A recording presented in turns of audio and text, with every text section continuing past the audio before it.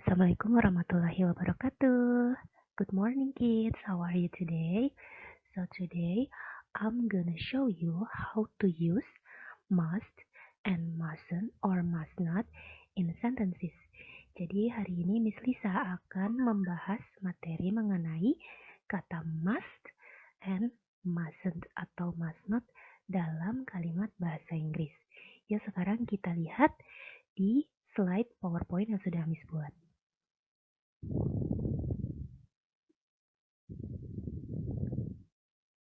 Oke, sekarang kita lihat materi hari ini mengenai must and mustn't or must not.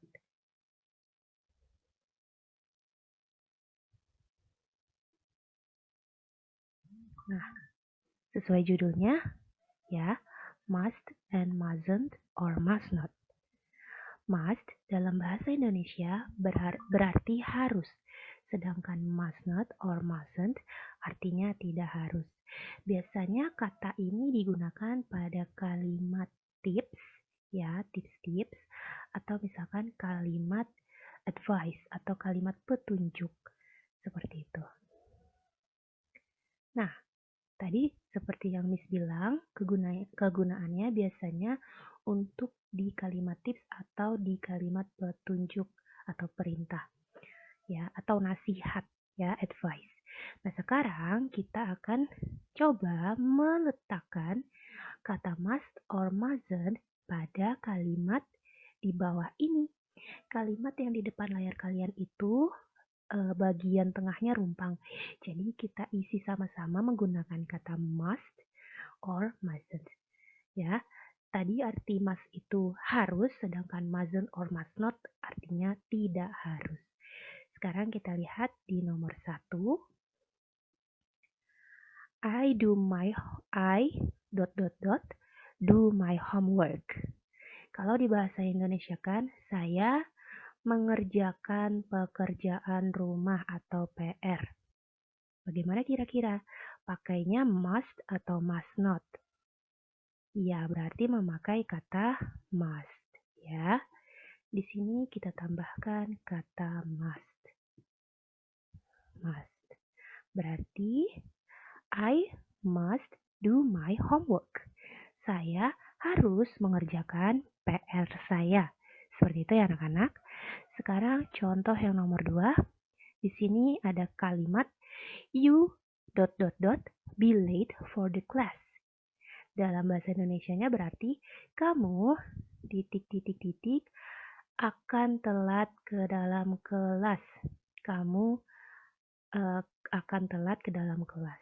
Nah, untuk diisinya menggunakan must atau mustn't ya kira-kira?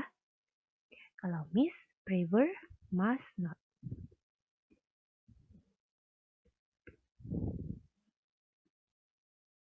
Nah, kalau diartikan ke dalam bahasa Indonesia, jadinya kamu harusnya tidak akan telat ke kelas. Seperti itu ya, nak. Nah, sekarang kita lanjut ke nomor 3. Di nomor 3 ada we ... help our mom at home. Kita tolong ibu kita di rumah. Berarti dalam bahasa Inggrisnya ditambahkan must atau mustn't ya. Nah, iya betul, kita akan memakai must. We must help our mom at home. Kita harus menolong ibu kita di dalam rumah. Seperti itu. Dan contoh yang keempat adalah she ... forget her lunch. Dia lupa makan siangnya. Kira-kira pakai must atau mustn't ya? Ya, pakainya mustn't or must not. Mustn't atau must not. Nah, kalau diartikan di dalam bahasa Indonesia berarti she mustn't forget her lunch. Dia harusnya tidak lupa makan siangnya. Seperti itu ya. Jadi itu penggunaan kata must atau mustn't or must not di dalam kalimat atau sentences. Kita lanjut.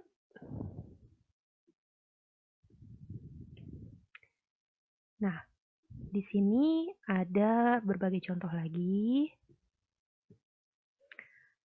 Nah, di nomor 1 kita lihat parents take care of their children. Orang tua menjaga anak-anaknya. Berarti harus pakai kata must atau mustn't? Ya, pakai kata must. Harus.